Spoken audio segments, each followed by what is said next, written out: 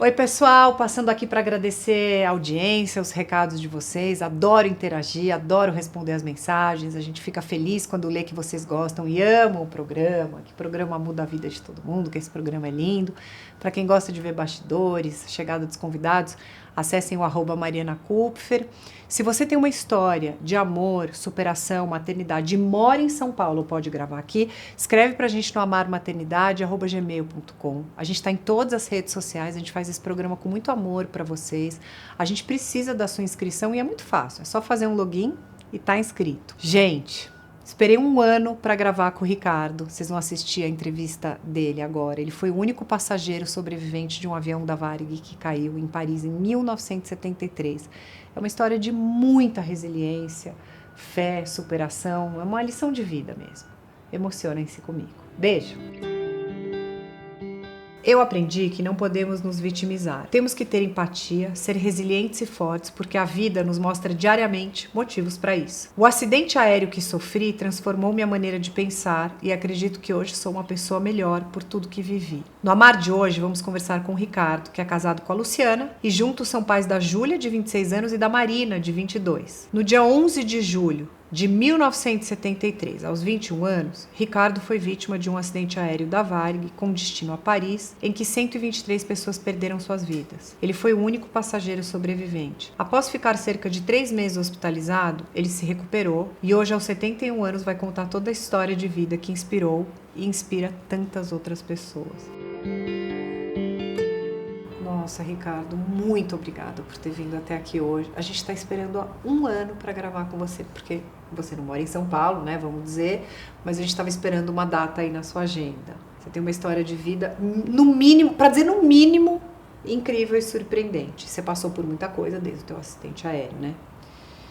Como a gente falou aqui na cabeça, em 1973 você tinha 21 anos e era a sua primeira viagem internacional. Sim. Num Boeing 707.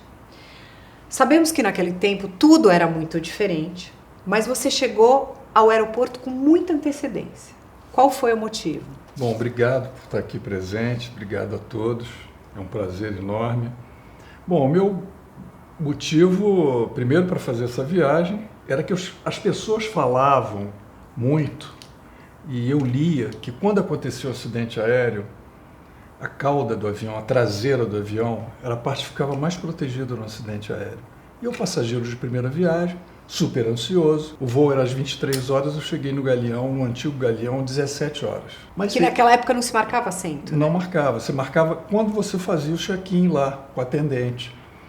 E aí eu falei, eu quero ser o primeiro, porque eu quero escolher meu lugar lá atrás. E eu falei, olha, eu quero o último assento. Ela falou, olha, o último não pode porque naquele tempo a tripulação eram 17 tripulantes, era muita gente. Muita gente. E eles reservavam a última fileira para dormir, para o pessoal descansar. Ela falou, ó, tem a penúltima fileira 27, janelinha F. Pode ser? Eu falei, claro. E aí você conseguiu marcar o seu penúltimo assento. Isso. E apesar do avião estar cheio, do teu lado não tinha nenhum passageiro. Como é que foi o percurso Rio-Paris, Ricardo? Pois é, o avião lotado, absolutamente lotado. Voo tranquilo, era um Boeing da Varig, 707, como você falou. Ele fazia Rio, Paris, Londres. Meu sonho era conhecer Londres. Então o teu destino final era Londres? Londres, porque eu estudava engenharia, era músico, era roqueiro, tinha banda, tocava baixo. E aí economizei meu rico dinheirinho, comprei a passagem. Entrei numa agência da Varig que tinha um toldo assim, eram os fundos do Copacabana Palace, tinham várias lojas na Avenida Copacabana, entrei lá e saí de lá com meu sonho realizado, que era a passagem para Londres. Fiquei doido. Faltando 5 minutos para a chegada em Orly, Isso. em Paris, aproximadamente 2.500 metros de altitude, Isso. você notou uma fumaça vindo da traseira do avião, próximo ao toalete. O que aconteceu? Mariana, a fumaçazinha que estava lá atrás era uma fumaça que ninguém deu importância. Ninguém dava. Nós já estávamos com cinto, uma fumaça saindo na projeção do toalete, meio esbranquiçada, meio cinza. E eu, como já tinha visitado a cabine 2 vezes, naquele tempo você podia visitar a cabine, falei, não vou ficar aqui.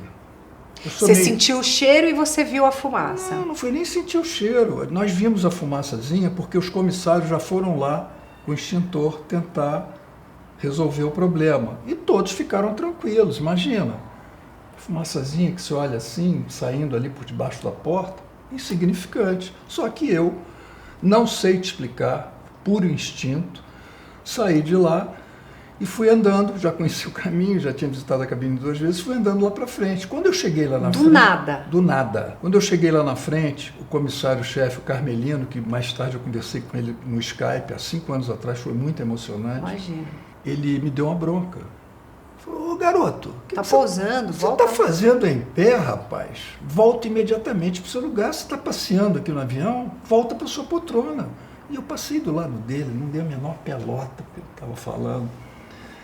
E cheguei e fui lá para frente. Quando eu cheguei lá na frente, tinham 2... Lá na frente onde fica o... A divisória da cabine. Tá. Eu passei a primeira classe, passei... Tá. A divisória da cabine, tinham 2 comissários já apavorados, porque a fumaça, Mariana, já tinha tomado conta de todo o avião. Você não acredita a velocidade. Ela foi saindo simultaneamente por todo o revestimento e não era mais aquela fumacinha meio cinza, era preta, negra, tóxica, densa. É igual essas fumaças de pneu queimando na rua. Sei. Você lembra do cheiro até hoje? Claro, eu não enxergava um palmo na minha frente, os olhos ardiam, parecia que estava debaixo da terra. E eu não via mais os comissários, pararam de gritar, provavelmente estavam morrendo. E eu fiquei ali encostado. E o avião assim, descendo? Não, de repente, o avião, eu fiquei encostado na divisória da cabine também, fechando os olhos, que ardia demais. De repente o avião faz isso, ó. A minha impressão é que ele ia cair de bico na terra. Claro que ele não estava a 90 graus, mas estava muito inclinado. O avião inclinou muito, eu não tinha como. Ainda bem que eu caí. Os caras, os pilotos, estavam procurando um lugar para fazer um pouso de emergência, porque não dava tempo de chegar no aeroporto, embora faltasse 5 minutos. O avião ia explodir. E as máscaras de oxigênio não puderam ser baixadas porque a fumaça, onde a fumaça é fogo, a fumaça invadiu o duto de oxigênio e o fogo invadiu, e aí fogo com oxigênio que ele virou um maçarico, não dava para baixar as máscaras. Então, hoje isso mudou, né? Sim, importante falar. Sim, mudou. Mas então, e pegou todos os passageiros, a fumaça foi envolvendo todos os passageiros sentados nas poltronas sem que eles tivessem o menor poder de reação. Foi matando as pessoas. Sentadas com cinto. Sentadas com cinto. Algumas pessoas, como você falou, desmaiaram, morreram, e você naquele momento sentiu a presença da morte. Como é que foi esse momento, Ricardo? O que você lembra dos últimos momentos? Foi muito louco, porque veio um flashback, veio um filme na minha cabeça, em fração de segundos, veio o filme da minha vida toda, minha família, meus amigos, eu me despedindo da vida, e senti, literalmente, alguém me abraçando. Eu falei, a morte está me abraçando. Estou indo embora. Anos depois, uns 20 anos depois, encontrei com um grande amigo meu, amigo de escola. Sempre teve um lado diferencial totalmente... Cara fora da curva. Espiritual, ele escreve, ele lê muito. É um cara fora da curva. Ricardo, eu não encontrava com ele há muito tempo, encontramos no meio da rua lá no Rio.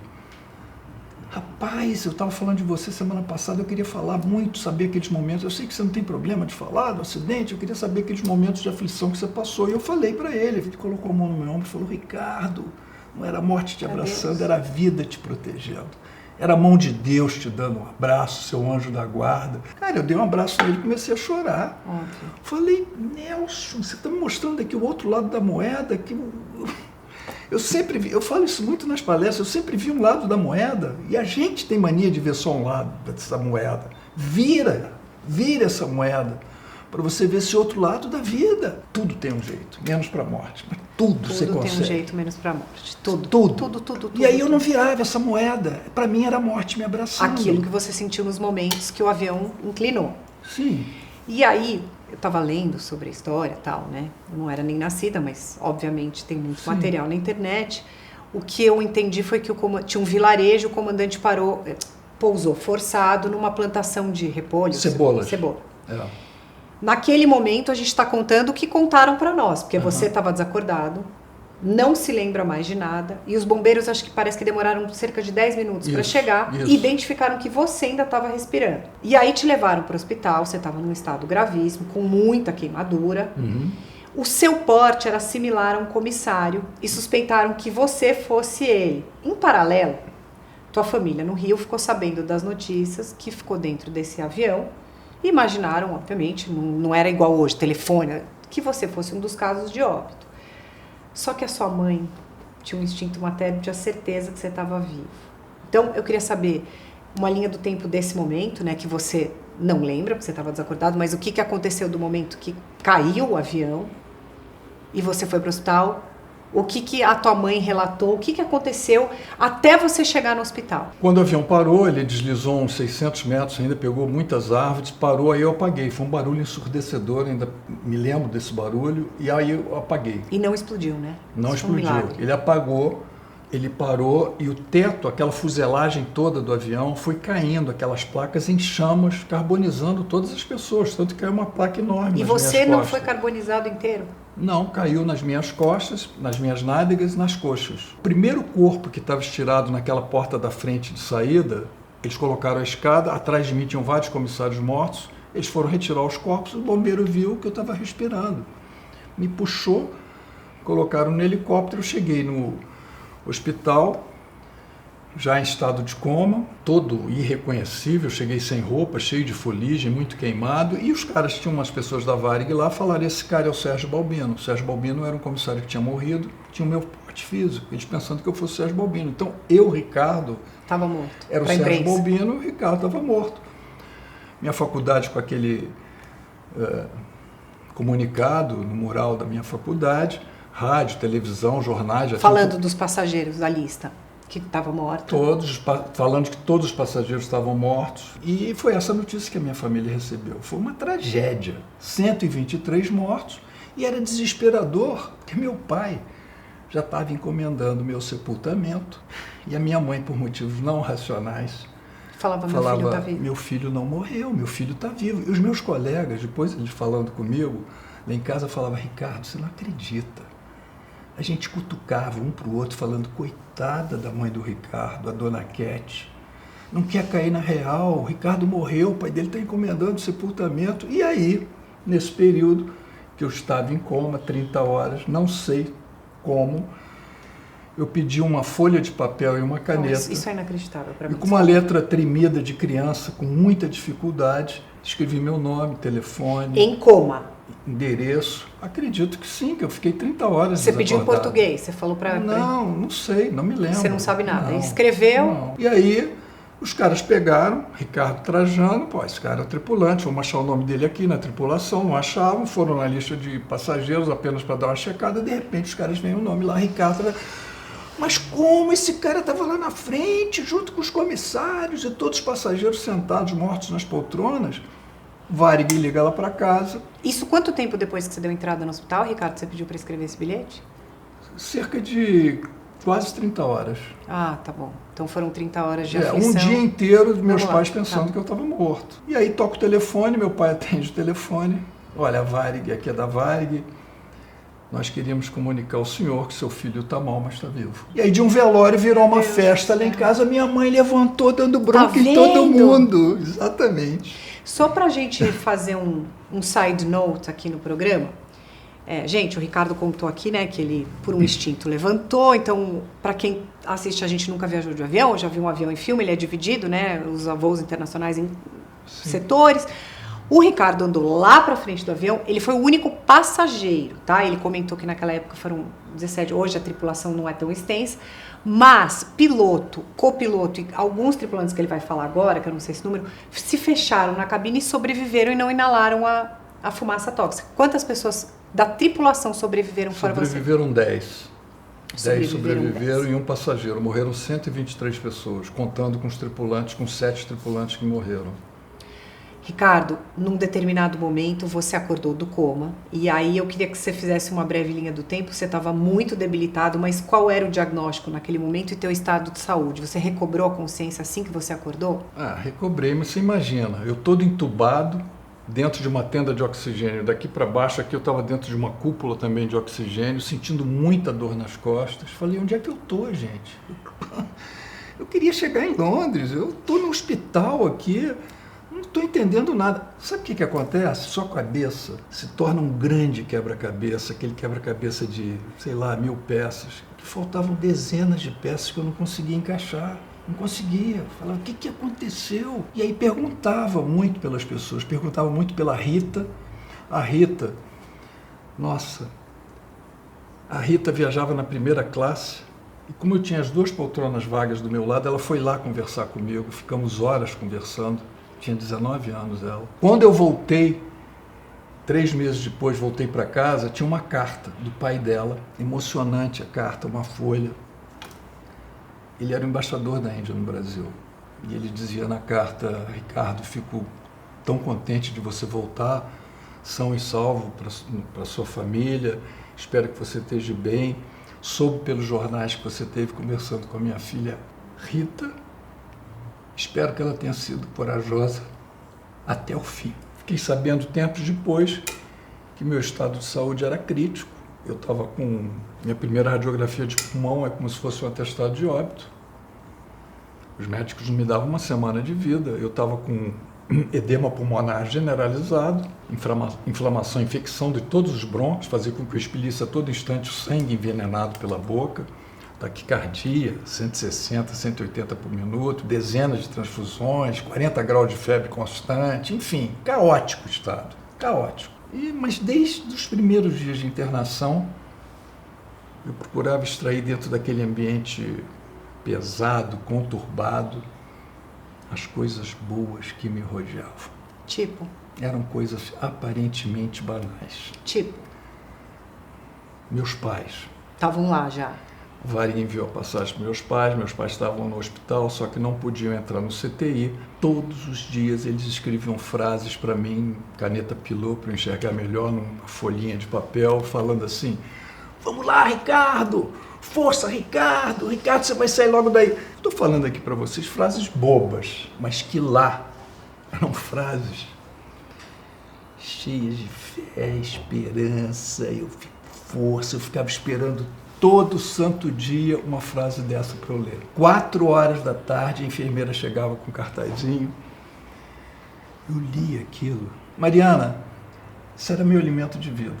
Da mesma forma, as cartas que eu recebia dezenas de cartas diariamente. A maioria dessas cartas eram de pessoas que eu não conhecia, de várias localidades do Brasil, até mesmo de fora. Mas as cartas, tipo um herói, né? Que pessoas as cartas eram tipo assim: Ricardo, eu não te conheço, cara.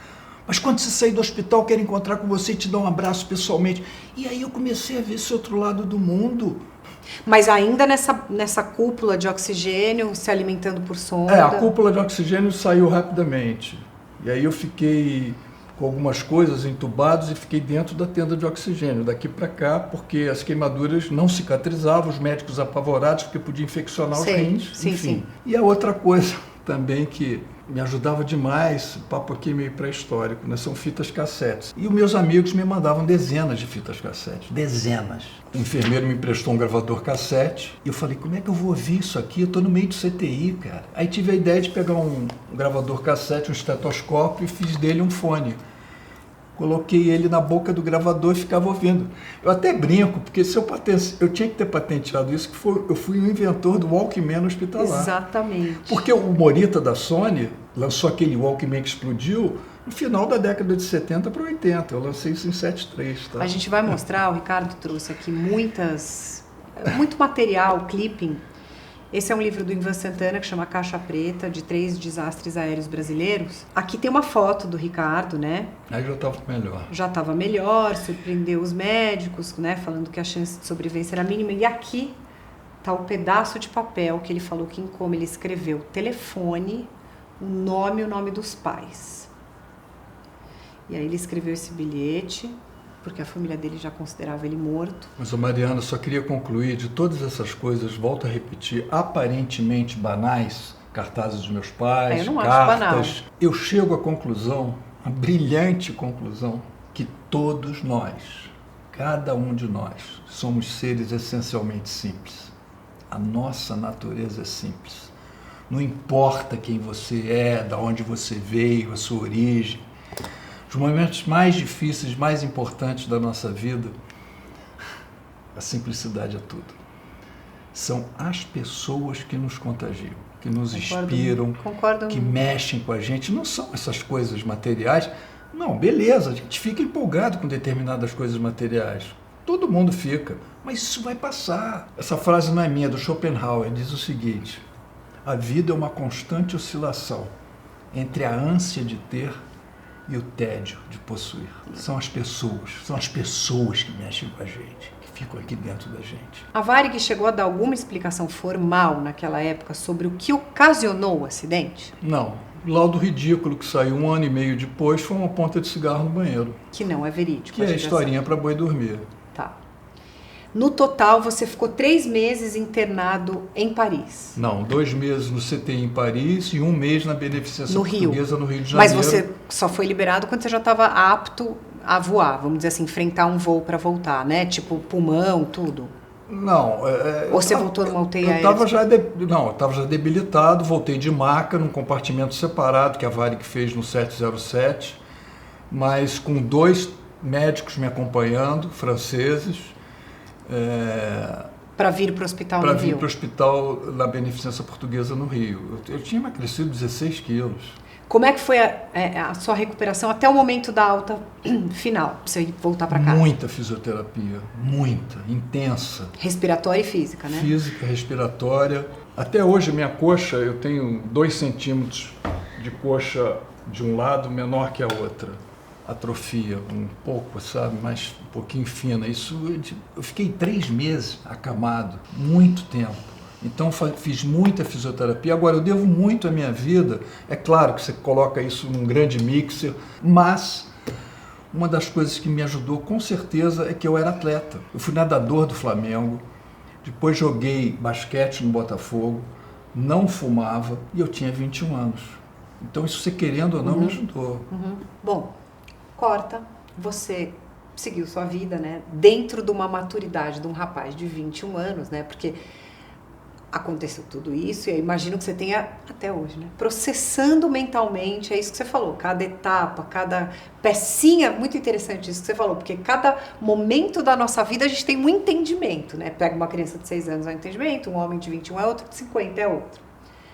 Você seguiu a vida, se formou, anos mais tarde casou com a Luciana e teve as suas 2 filhas lindas, maravilhosas. Imagina quanta história você tem para contar. Como é que as tuas filhas reagiram quando elas tiveram um entendimento do que aconteceu com o pai delas nesse acidente aéreo? Minhas adoráveis filhas ficaram loucas. Pegava o livro Caixa Preta e levava para a escola para mostrar, esse aqui é meu pai. Eles ficavam... Imagina, né? Há uns 5 anos, você começou a transformar a tua experiência em palestras sobre resiliência, trabalho em equipe e propósito de vida. Então, eu queria que você contasse desse projeto. Tanta coisa que eu queria falar, porque você vai me chamar de louco, mas eu comecei a fazer palestra depois de não sei quantos anos depois, eu jamais tinha pensado fazer isso. Até que um dia essa revista aqui, Ernesto, uma revista muito bacana, depois eu vou mostrar para vocês. Fizeram uma reportagem comigo, maravilhosa, de várias folhas, muito bem escrito. É uma garotada lá de Belo Horizonte. Ricardo, a gente quer fazer na número 1 uma reportagem com você. Ficou maravilhosa, a revista super bem escrita. E aí, a revista ficou pronta, a número 1, eles falaram, Ricardo, a gente vai lançar essa revista em São Paulo, no Festival Pets, que tem aqui no Tamiotaki, aquele prédio ali em Pinheiros. Sei. Eu falei, claro, Daniel, vou com o maior prazer. Ele falou, não, Ricardo, você não está entendendo, cara. A gente quer que você vá e faça uma palestra. Eu falei, você está brincando, Daniel, você está brincando. Você sabe que eu não tenho o menor problema de falar do acidente, mas, cara, falando para um monte de gente, eu não sei qual vai ser a minha reação, não sei o que eu vou falar. Mas por você favor. fala super bem. Tudo bem, por favor, fiquei horas no espelho, tá, praticando. Mas, por favor, me tira dessa. Ele falou, não, vai ser num domingo, às 10 horas da manhã. Eu falei, Daniel, então eu vou. Domingo, 10 horas da manhã, eu pensei, não vai ninguém. Só que eu esqueci que era São Paulo. Chegou lá, tinham 150, 200 pessoas, e a maioria garotada, de 20 a 25 anos. Eu não levei roteiro, não levei nada, não levei foto, não sabia o que eu ia falar. Começou, ele falou, você tem meia hora para falar. Você está brincando, eu quero falar 3 minutos. Mariana, quando eu comecei a falar, foi saindo, parecia que eu estava num grande divã. Sei. Cara, foi saindo, eu fui falando, As peças se encaixando. Não, você não acredita. O Daniel falou, Ricardo, acabou os 30 minutos, eu queria falar mais. E aí, você agora... não tinha trazido esse material que você trouxe aqui, né, hoje? Por exemplo, as fotos? Que nada, não levei nada, absolutamente nada. Fui com a cara e a coragem. E aí o garotada veio falar comigo, chegou um garoto da minha altura, magrinho, devia ter a minha idade. Na época que eu tinha do acidente, devia ter uns 20, 21 anos o garoto. Foi a hora que a ficha caiu. Ele falou, Ricardo, eu sofri um acidente de ônibus interestadual, algumas pessoas morreram, graças a Deus eu não sofri nada grave, mas toda noite eu vou dormir pensando nesse acidente e vendo você falar foi tão bom para mim.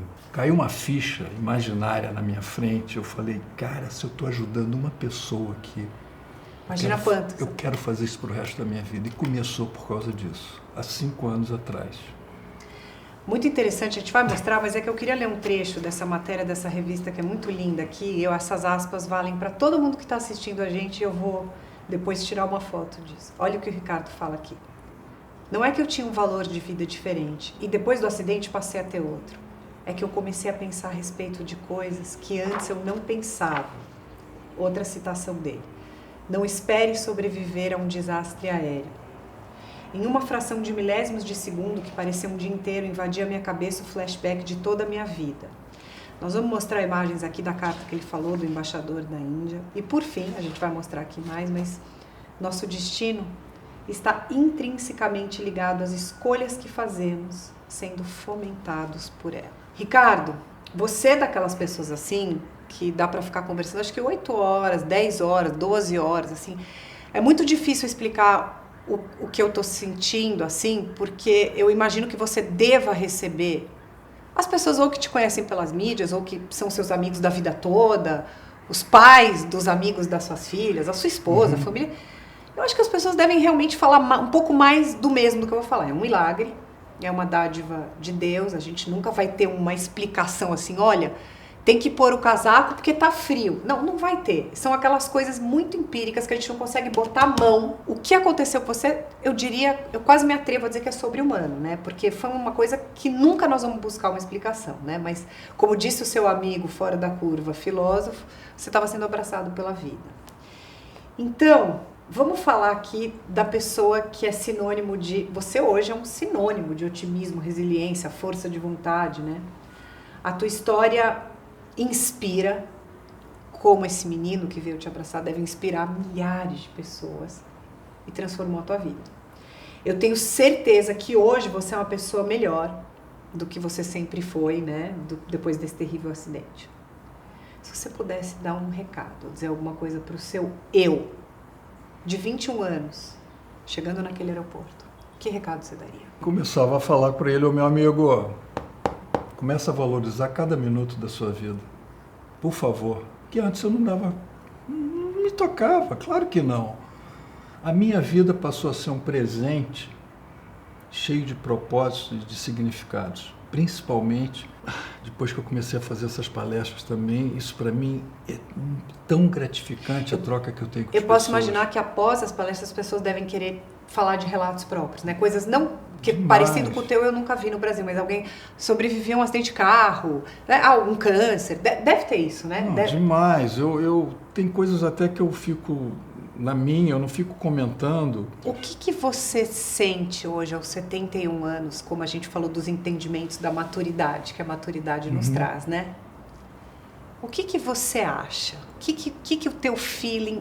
Você contou uma coisa muito significativa, que você falou, a minha mãe falava, meu filho... O que você acha? Por que você foi o único sobrevivente, Ricardo? Pois é, eu já fiquei pensando isso muito e se eu ficar pensando nisso muito, eu endoido. Eu fico louco. Mas algo assim, eu fico louco. E eu coloquei na cabeça o seguinte, por que Deus também não salvou as outras pessoas? Eu coloquei na cabeça o seguinte, eu tenho uma missão. Tá bom. E essa missão é fazer essas palestras, é ajudar as pessoas. E foi isso que eu comecei a entender. Porque até então... Eu falava, gente, mas por que só eu? Eu, nas palestras até, eu falo muito sobre o destino. Muito. Eu ficaria essa tarde toda, a noite toda falando com você sobre o destino. Eu divido o destino em 2 pontos distintos. aquelas pessoas que acreditam que já nasceram com o destino traçado, que acham que nasceram com o destino traçado. Então elas ficam num sofazinho aqui esperando as coisas acontecerem, porque ela já nasceu com o destino traçado. Elas vão atravessar a rua, olham para os dois lados. Ué, por que você vai olhar para os dois lados? O destino já não está traçado? Você não falou? Eu respeito essas pessoas, mas eu estou do lado do outro time, que nós somos capazes de mudar o nosso destino a qualquer momento, através das nossas escolhas, através das nossas decisões. Faço das suas minhas. Não, o Shakespeare já dizia, o destino é que embaralha as cartas, mas somos nós que jogamos. Mas aí eu estou falando isso tudo. Quando não dependesse desses dois pontos distintos, dependesse apenas de você estar no lugar exato, na hora exata. Isso aconteceu comigo no acidente. Agora você vai... O mais louco disso tudo é que eu fiquei sabendo disso um mês antes da pandemia. Em fevereiro de 2020, me liga um cara: Ricardo! Aqui é o Ricardo, eu me chamo Ricardo também, eu sou de São Paulo, mas eu moro nos Estados Unidos há 20 anos. Eu já estava há muito tempo que eu queria falar com você. E eu queria falar uma coisa que eu tenho certeza que você não sabe que aconteceu no seu acidente. Eu falei: xará, mas o que foi? Ele falou: eu conheci duas pessoas que iam embarcar no seu voo e não puderam embarcar. Não é que eles perderam o voo, eles não puderam. Eu falei: mas como que isso aconteceu? Eles estavam na ponte aérea São Paulo-Rio, porque o voo internacional partia do Rio. As pessoas tinham que pegar a ponte aérea. Lá em São Paulo, os dois apresentaram as passagens internacionais. E o cara da Varig colocou a mão na cabeça e falou: olha, vocês chegaram aqui num horário para pegar essa ponte aérea aqui para o seu voo, só que o voo já está lotado. O voo da ponte aérea? Da ponte aérea. Vocês não vão conseguir pegar esse voo internacional lá. Mas como vocês não vão para Londres, vocês vão para Roma. A Varig tinha vários voos que saíam à noite, internacional. Era a única empresa brasileira. Tem um outro voo que sai uma hora depois, que faz Madrid e deixa vocês em Roma. Tudo bem? Eles falaram: não, tudo bem. Eu falei: poxa, mas que coisa incrível. Ele falou: pois é, Ricardo, acontece que essas duas pessoas, uma era minha tia e a outra era minha mãe, que estava grávida de mim, e colocou o nome de Ricardo em sua homenagem. Essas duas pessoas eram do seu lado? Aí eu falei: xará, ainda tem mais um detalhe. O avião lotado e as duas poltronas estavam vagas, era da sua mãe e da sua tia, com certeza. E se a sua mãe e se a sua tia estivessem viajando do meu lado, na hora que começou a fumaça, talvez aquele ímpeto que eu tive... Não, ainda uma mulher grávida do seu lado. Não, eu não ia querer incomodar o pessoal ali, as duas. E eu ficaria ali mais um pouquinho. Se eu ficasse ali mais um pouco, eu não estaria aqui hoje para contar essa história. Ricardo, antes da gente encerrar, eu queria te perguntar uma coisa. Eu te perguntei aqui o que você sentia que era, e você falou essa frase linda do Shakespeare, né? Do destino, de tudo isso, da força divina. Você tem algo, hoje, na sua maturidade, né? De tudo que você já passou, fez a família, você teria, se você não tiver, não tem problema nenhum, isso é mais curiosidade da apresentadora mesmo. Você teria alguma... O que te fez andar o avião inteiro? O que te deu ali naquele momento? Porque se hoje o cara fala: aperta os cintos, nós vamos enfrentar uma turbulência, eu jamais levantaria. Eu, Mariana, tá? Eu não levantaria. Eu não sei a minha reação com uma fumaça. Deus me livre, Senhor. Mas assim, eu não sou aquela pessoa que sai correndo, assim, não sei. Você tem alguma coisa que te... Alguém me impulsionando, uma força divina, um ímpeto, e o Dalai Lama fala: aprenda as regras e quebre algumas. E foi exatamente isso que aconteceu comigo. Eu digo que nossas vidas podem mudar a qualquer momento, de uma hora para outra, quando a gente menos espera. A gente nunca acha que as coisas vão acontecer comigo, com a gente, né? Mais ou menos. Nunca, a gente nunca acha. A pandemia trouxe muito perto pra gente a finitude. A minha vida mudou em 3 minutos dentro de um avião.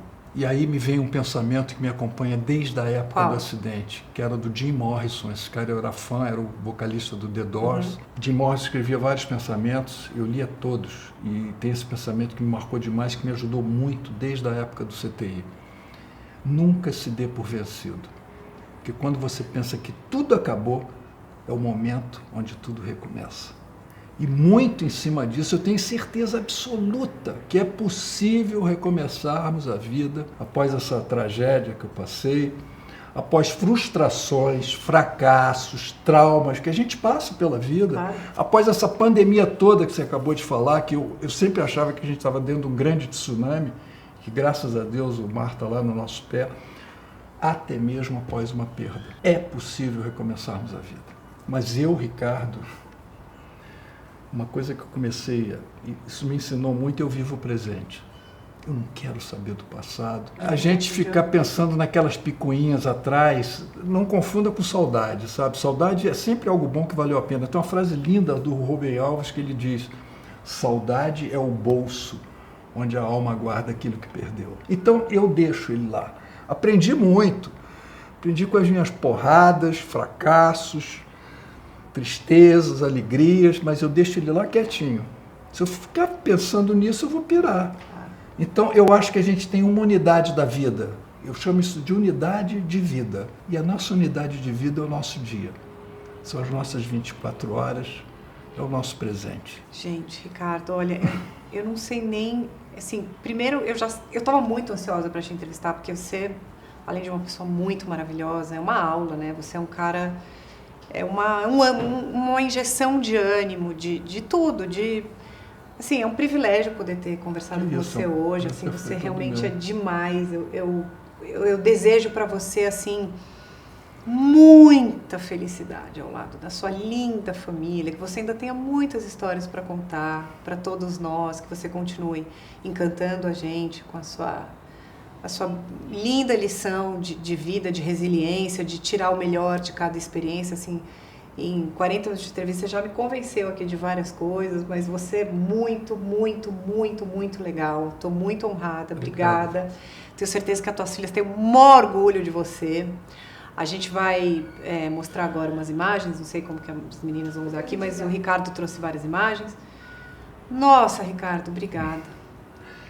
Eu só queria finalizar, poxa, agradeço demais, foi um prazer enorme conhecê-las, cada um de vocês, Pedrão, todo mundo. Eu só queria dizer uma coisa, essa frase no início não é minha, é de um inglês, viveu no século XIX, Benjamin Disraeli, que ele diz o seguinte: a vida é muito curta para ser pequena. Meu amigo, para de se apequenar com coisas fúteis, banais, inúteis, descartáveis, mornas. A dor passa, a saudade acalma, a decepção ensina, o amor reaparece e a vida não é medida pelo número de vezes que a gente respira, e sim pelos momentos que a gente perde o fôlego. Quando a gente vibra, quando a gente se emociona, quando a gente enlouquece, não sei de quê, a gente começa a gargalhar e parece que não vai ter fim nunca, né? Ou até mesmo quando a gente morre de raiva, quando a gente chora copiosamente, ou quando aquela pessoa que a gente mais ama, de repente te lasca um beijo quando você menos espera. Bora viver, bora construir. É isso.